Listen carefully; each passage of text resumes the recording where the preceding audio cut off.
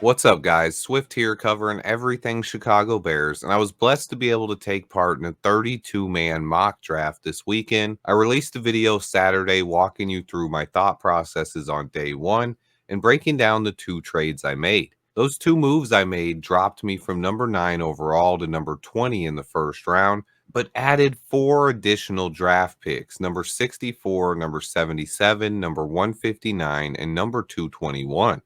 I loved adding the extra picks, but even better, I landed Dallas Turner at pick number 20 overall. I thought it was a huge win on day one. Day two started by me watching a ton of players I liked going off the board.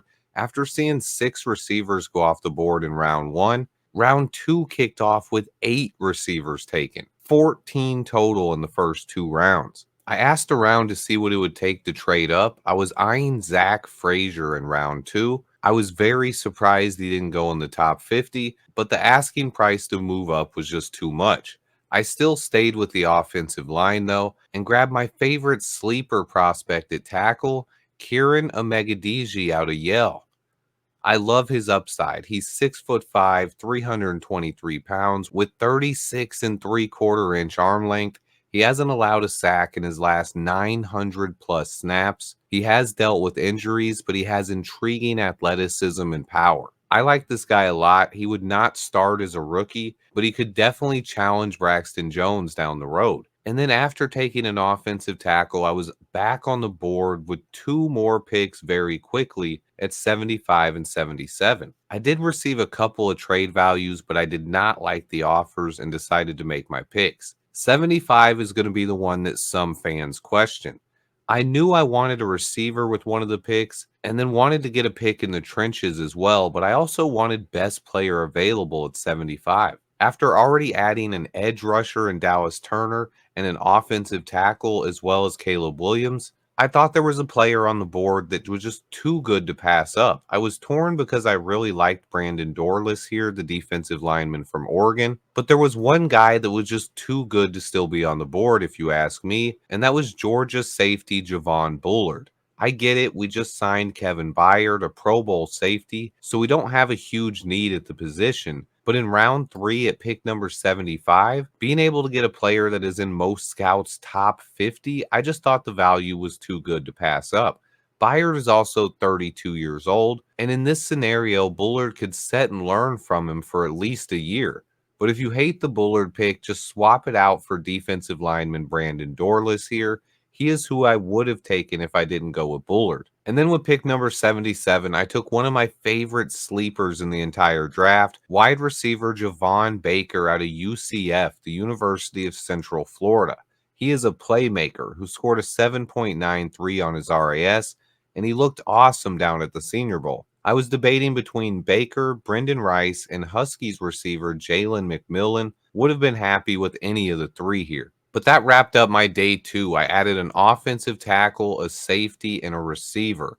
On day three, I found a value I really liked right away in round four. I was going to go back to the trenches no matter what. My decision was between grabbing a defensive tackle, such as LSU's Jordan Jefferson or Baylor's Gabe Hall, but there was also a center I really liked. I went with Arkansas center Bo Limmer, another guy I watched closely at the Senior Bowl, giving us a much needed developmental guy at the center position.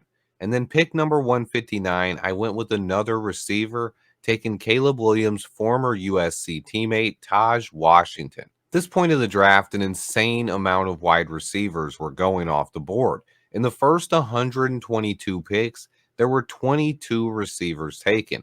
And in the first 160 picks, there were 28 wideouts taken. Basically, 18% of the draft was wide receivers, pretty much meaning that a wide receiver was going once in about every 5 picks of the NFL draft. An insane number of receivers taken, but somehow there was still value on the board in round five. I like Taj Washington's upside, but also his chemistry with Caleb Williams and his ability on punt returns. Although I did consider taking Iowa punter Tory Taylor here, I knew he would be gone by the time I picked in the seventh, but I thought the fifth round was just slightly too high to pick a punter. He would end up going 5 picks later at 164, so my thought process wasn't far off there, at least from the other guys in the mock.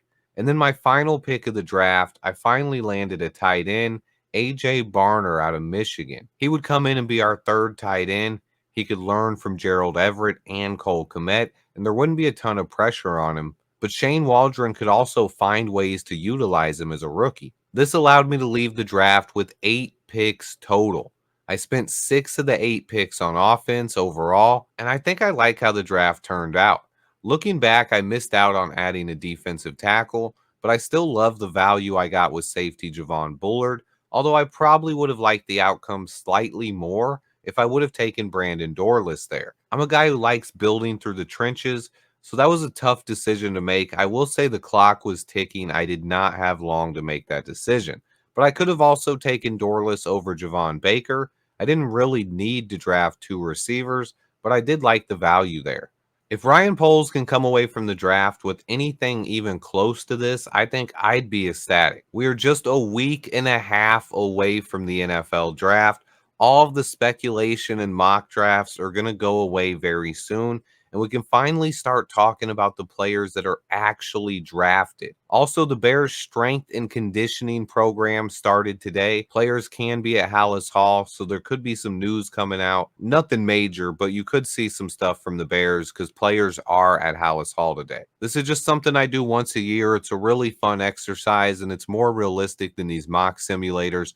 What do you guys think of the draft overall? Do you like what I was able to do, or do you think I should have done things differently? Let me know in the comments. Remember to hit that like button for me. Stay tuned. I have more content on the way. And until next time, bear down.